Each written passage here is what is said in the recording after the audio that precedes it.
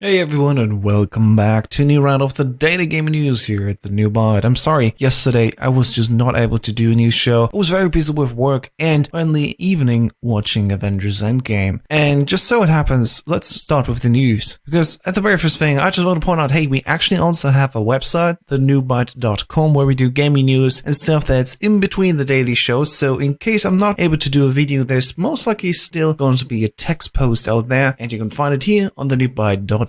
We just refreshed the website a little bit. You can even see our podcast section here, as you can see from SoundCloud. Listen to it for free and follow us if you want. But yeah, just so you don't miss any updates, there's also a cool website that we have alongside of it. And of course, yes, I also made an Avengers Endgame spoiler-free review, so if you want to read it, don't worry, there's nothing in there that could take away any fun you have with the movie. It's just a little bit like praise, a little bit what I think about it, and of course, all just very good. And let's continue on. Fortnite actually had a new Endgame mode brought into week 8 of this current season, and if you want to, you can play this Fortnite Endgame mode. You'll be able to drop on Team Thanos side or on Team Avengers side, and well, as you can see here, if you're on Team Avengers side, you can either play with different, if you play on Team Avengers side, for example, you can play as just your regular character, and you get a map which will help you to find a mystic Avengers artifact. These are, of course, these weapons that you can see here from the Avengers itself. And on the other side, if you are on Team Thanos, you will be one of the Chitauri, and your task will be to find all the Infinity Stones on the map. Of course, also Thanos himself will make a return, because once you touch the very first Infinity Stone, you'll become Thanos, and the more Infinity Stones you find, the stronger you get as Thanos. Sounds like fun. I might try it myself for fun, because Fortnite itself is not what I really would like to do, but this extra one sounds interesting, and hey, as long as it's free, of course, there's nothing too bad about it, at least for the players. Because as we saw now, yeah, there was actually a lot of crunch time put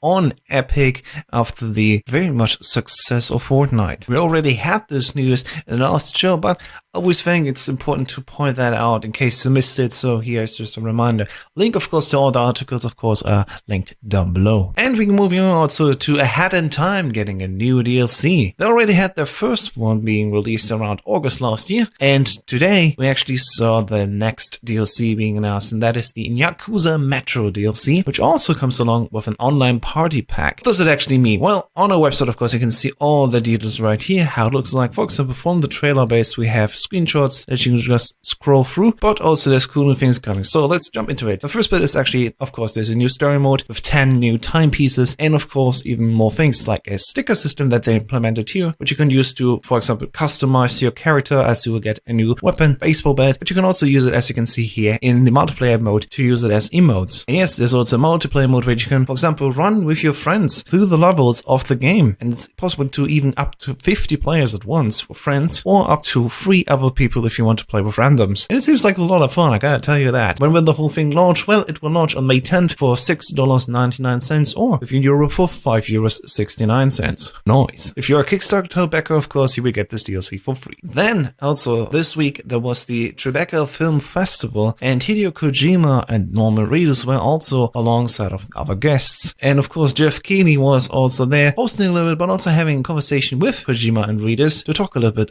about Death Stranding. And we learned at least a little bit more. Of course, there's a whole thing listed here. Just the very important points are, for example, it's an open world action game, but it's really something new. It's like Kojima. You're very alone, there's solitude, but you're trying to connect. The story and the gameplay, the key word is connection. There's so many things in between, of course, but the key is connection. What does it really mean? We still don't know, of course. We still don't know when it will come out. Will it be like a double release for PlayStation 4 and PlayStation 5? We don't know yet. What we do know, though, is, of course, yeah, PlayStation 5 will come up within the next financial year, because it was said so by Sony themselves in their financial update release for the financial year of 2019/2020, which means until the end of March 2020, there won't be a new console coming out, because the investors would have been told about that. So yeah, we know it by now, of course, for sure. We already had the reveal of the PlayStation 5 or the next generation a little bit, as Mark Cerny talked to Wired in an interview and presented even live demos. But as we also estimated, yeah, this won't come out this year, and now we know for sure. I would still think, though, this could be a potential release in October or November of 2020, so we can still enjoy our PlayStation 4s, our Xbox Ones, for example, also, I think, for at least another year before the next generation comes around. I mean, you could also use it longer, but whatever. Just saying, you know? And about the Nintendo Switch rumors, we heard already that there will be a new sort of budget version, which maybe doesn't have some features that are necessary, for example, to connect to the TV. But it's going back and forth. I don't really know what is really true about that lower cost Switch. But what we do know that actually there won't be any brand new Nintendo Switch coming out at E3. This year right now is of course rumor regarding the cheaper model, and that could actually come around in late June, maybe even around E3, who knows. It would be very Nintendo-esque to just not care about E3 and just actually do a Nintendo Direct and updating the Nintendo Switch console in May already. But so far nothing has really been revealed. This also is rumor based, so we'll see what could be happening very soon, of course. And since Nintendo also had their investors call, we know now a few more things, like for example, over 9.8 million Nintendo Switch online accounts have been created with all the Nintendo Switches that are out there right now. Of course, these numbers are probably skewed a little bit if they are also taking in, for example, the promotion that is currently done by Twitch. If you have Amazon Prime, you have Twitch Prime, and with Twitch Prime right now you get 3 months of Nintendo Switch online for free, and after these 3 months also additionally another 9 months leading up to a full year of Nintendo Switch online being for free